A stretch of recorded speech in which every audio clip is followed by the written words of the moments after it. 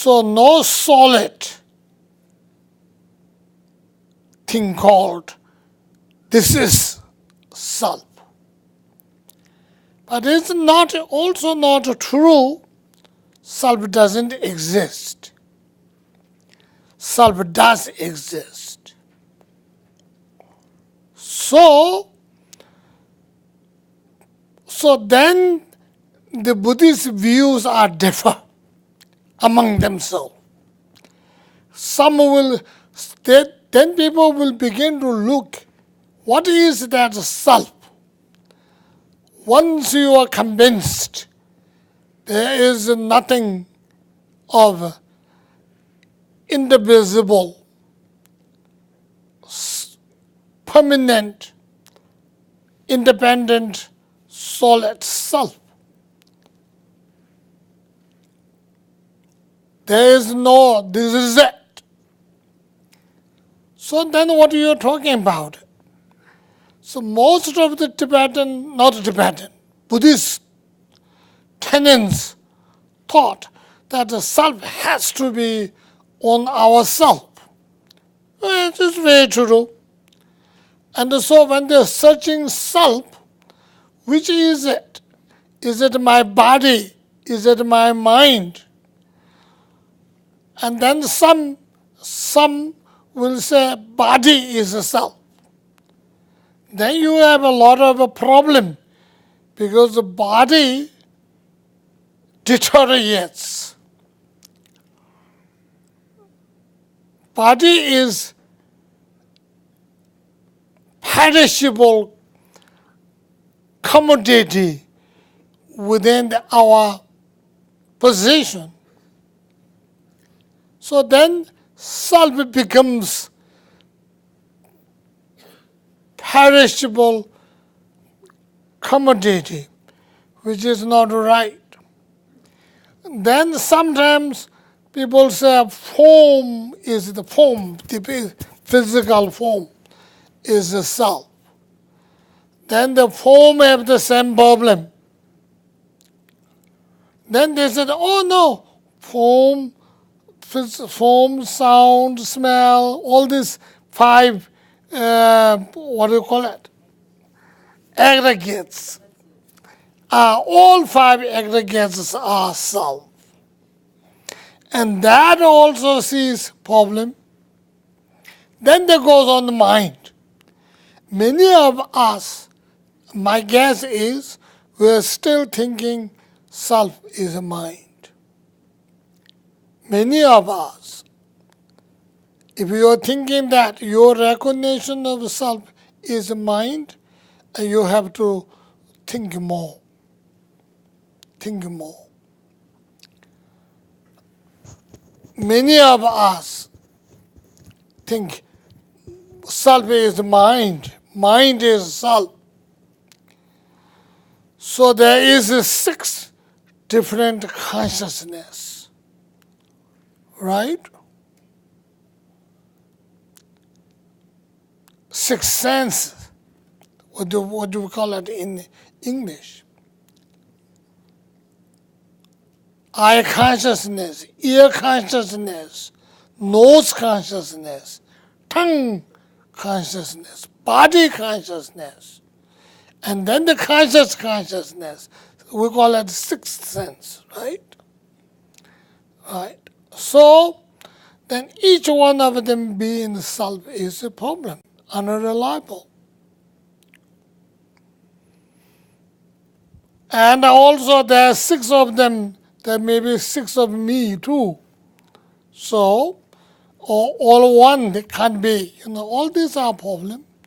And there are some schools, Buddhist tenets, like Chittamandan and all that, mind principle. What is Chittamandan called what? Huh? Mind only, yeah. Mind only school. Can't find self within the 6, and then they put 2 more called negative, and the basis of all. And they worked so hard and try to produce 8 different sense plus 6 plus 2 because they have to have a negative, and then they have a basis of all. So the basis of all is self, they call it. Right? And then, that self itself is free of self-existence. Anyway, there are so many different views on that. However, as far as we're supposed to know, supposed to be the reality is, totally, it is the wisdom of Buddha expressed through a teaching called Paranjana Paramita. Paranjana Paramita. Jnana is wisdom. Para is perfection.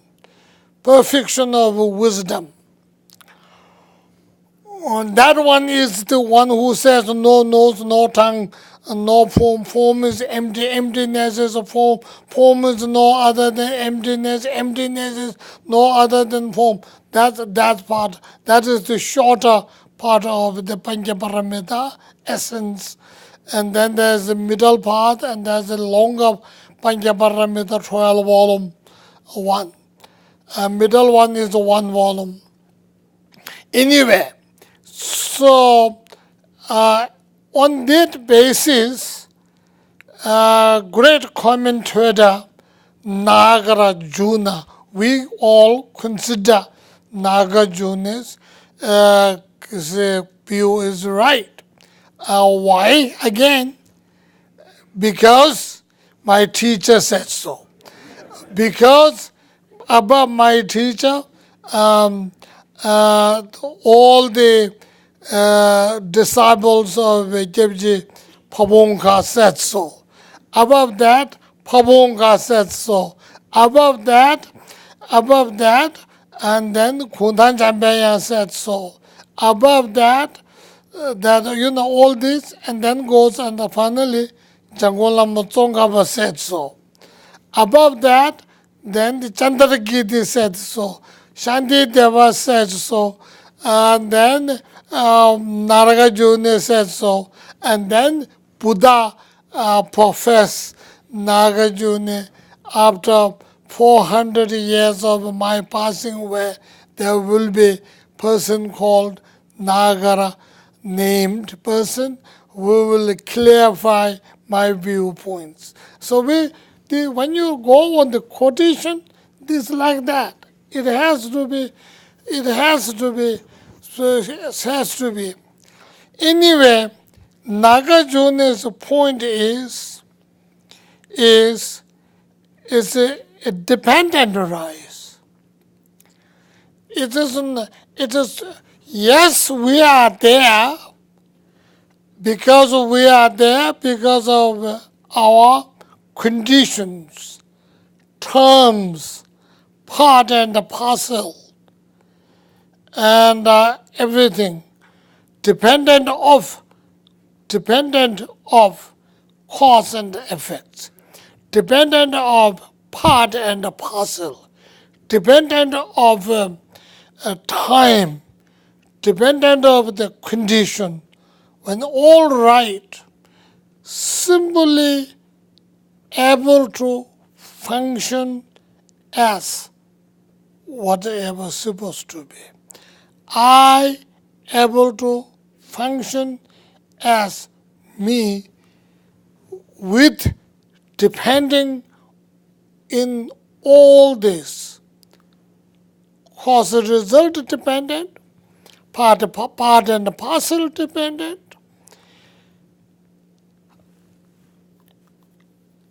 peace itself and the recognition, mental recognition dependent.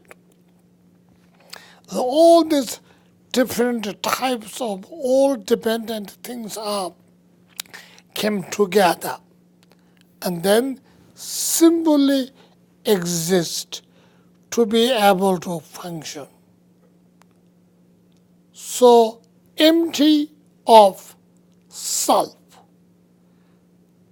independent.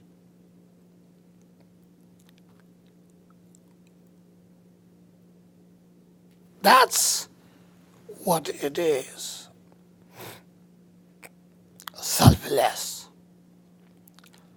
And that also on not only a self as a person, but every phenomena. Chandrakirti has said,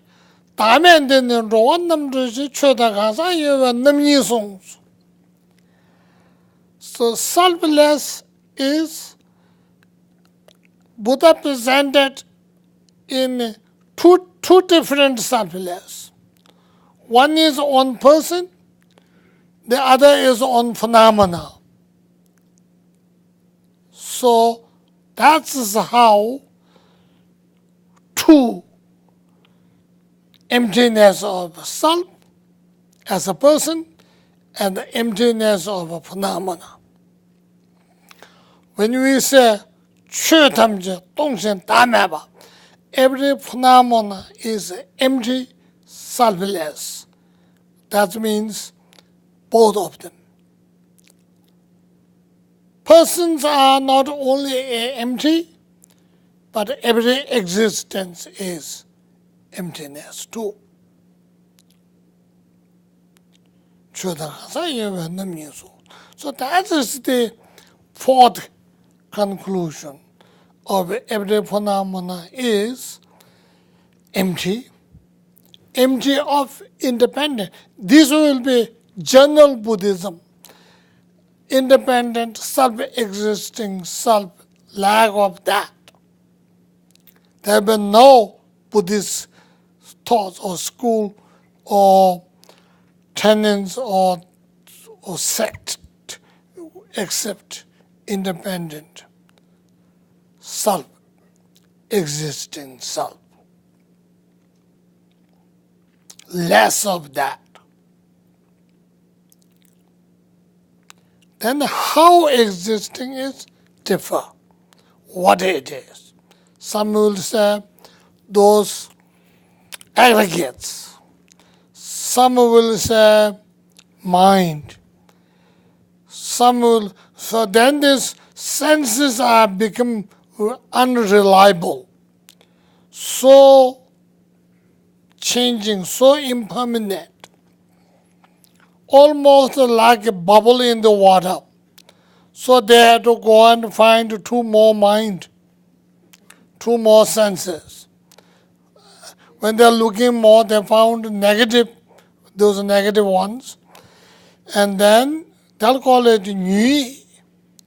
Nui means negative mind. And then kuishi, basis of all. And that also not correct. So they finally, and there are some Buddhist thoughts will say there's a somebody somewhere, neither inside nor outside, there's a somebody called me. And then you say, empty of that is selfless. So sort of the thoughts are thoughts. You created something. Then you realize that's wrong. So then empty of that is called emptiness. So I think the emptiness, there are so many different levels of emptiness. So the idea of one is correct, the other is wrong, is not really reality. And every level of different emptiness is, I think, is serving purpose. Purpose of the emptiness is being a wisdom. It is the antidote of negative emotions. Negative emotions. Anger, hatred, jealousy, selfishness, as well as meanness. Meanness. Some people have a by natural meanness. So you wanted to be mean, so you want to punish people you don't like. You would like to, you don't want to reward much you like to because you are selfish. But you want to punish you don't like it. You want to see that the person is experiencing pain and you try to push it and say pain. The people do that. Bad habit of some Tibetan mean people. When they get you bad bugs, and they will not pick up bad bugs. Buddhists forget. They will catch the bad bug, put in your palm, and say, "Hey, you didn't let me sleep whole night. You wake me up. So now I got you here." And smash, smash, smash, squeeze as much as you want, and make sure it didn't die, but smash, smash, smash. And at the end, put in between the two nails and squeeze, boom, and let the blood come out, right? So people do that by character. That is meanness. And you do the same thing with the different people, two people. Because people are not bad bugs, so you cannot put in your arm, you cannot smash. So, but try to get hurt. People try to feel pain. From every angle, try to get that person feel pain. That's called meanness. There is no other meanness. That feeling of wanting to get hurt, feel it, and that will ultimately, if you don't change it, it will lead to murder. That mind will have a possibility of going into murder too. So right from the beginning, when you feel mean to somebody, hey, you are a good human being, kindness, compassion, what happened to that? Where is it? Because self-ego grasping, self is so strong, so you forget the other person is a human being. And that emptiness, when you know there's no truth at the end, everything cuts out. Removing the red carpets underneath the ego foot. That's what wisdom does. And that is the resolution of a Buddha and the Buddha's disciples. And that's why it's called Four Conclusions. Let me repeat once. Created phenomena are all impermanent. All contaminated things are suffering. Things include mind too.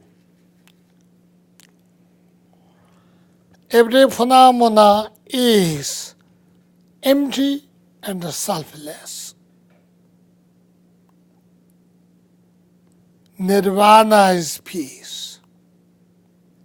Nirvana is a peace because on our mind, when those contaminated thoughts, and when they're finished, then you get into peace. You have a harmony, you have a peace, you have a good life, you enjoy. What makes you not happy, miserable, is because of those negativities, negative emotions. So these are the four great resolutions of Buddhism. So many people will say, what constitutes you be Buddhist? So accepting those four resolutions too.